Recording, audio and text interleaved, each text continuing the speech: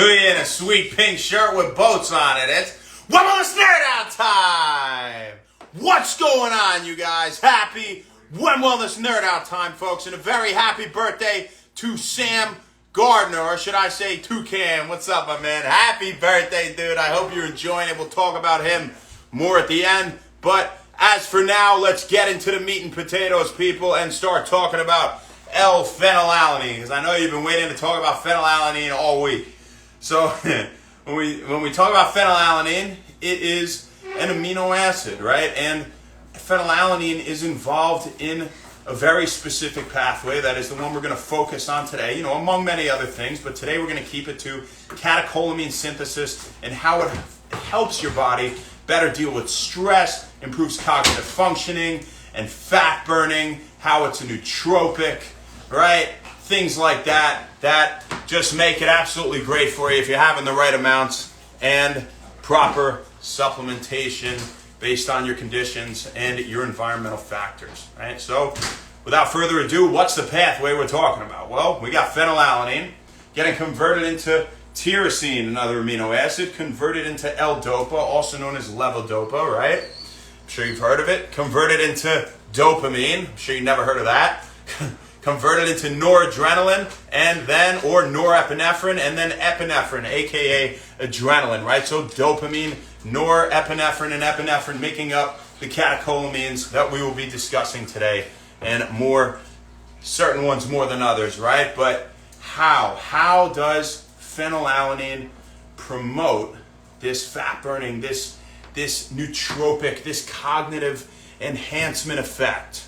Right? This effect is an adaptogen, okay? And what is an adaptogen? Well, it's something that helps your body better deal with stress, all right? Other adaptogens, turmeric's one, rosemary, rhodiola rosea root, a lot of plants, ginger root, ginkgo biloba, right? Stuff, mucuna pruriens, a lot of, the list is long, a lot of plant roots like that, even some fermented fungi and things like that. But phenylalanine serves the purpose as well. So we talk about this pathway, right? We talk about this pathway. And when we say phenylalanine converted into tyrosine, so when we talk about tyrosine and phenylalanine, it's relatively interchangeable, at least relative to our discussion today, as to the functions, whether you were taking one or the other. We like to take further back in the pathway, right? Earlier in the pathway, and promote the production from there on out. Right, so that's why we named today's discussion phenylalanine. And personally, I'm an advocate of supplementing in that sense, taking the precursor of things, right, and letting your body do with it what it wants. But when we talk about tyrosine, right, it has other functions as well. It can promote the production of thyroid hormones. So that's another thing. I'm sure the thyroid is very involved in metabolism, right, among other things. But when we talk about this whole pathway and conditions that will stimulate the benefits aforementioned. Well, it's not always. I don't want you to think because you take phenylalanine, I took phenylalanine, so that means I get more noradrenaline, more adrenaline, right? I get more dopamine. It doesn't necessarily work like that. Catecholamine synthesis is a highly regulated system in the body. So, it's not a direct correlation there. Just because you take a lot of phenylalanine, you don't know what your body's going to do. If you have too much of it, it might excrete it in the urine, things like that. So, having said that, I just want that to be a necessary premise to really understand that, right? It's not directly making you just produce all this because you're taking it, but, a big but, is under stressful conditions, whether it be from the cold, sleep deprivation, psychological stress. It has been shown clinically that L-phenylalanine or tyrosine supplementation will help you better deal with stress, hence giving it that function as an adaptogen, right? So under these stressful conditions, it works to promote catecholamine synthesis, and in particular, norepinephrine is a big player here.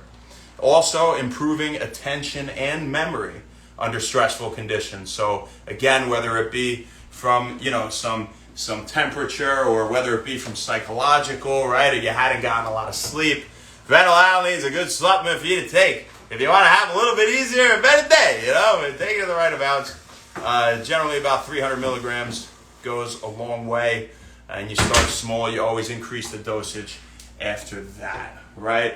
I think nootropics expert recommendation is 500 milligrams of phenylalanine 3 times per day, spread out as a nootropic to get optimal benefit from it. All right.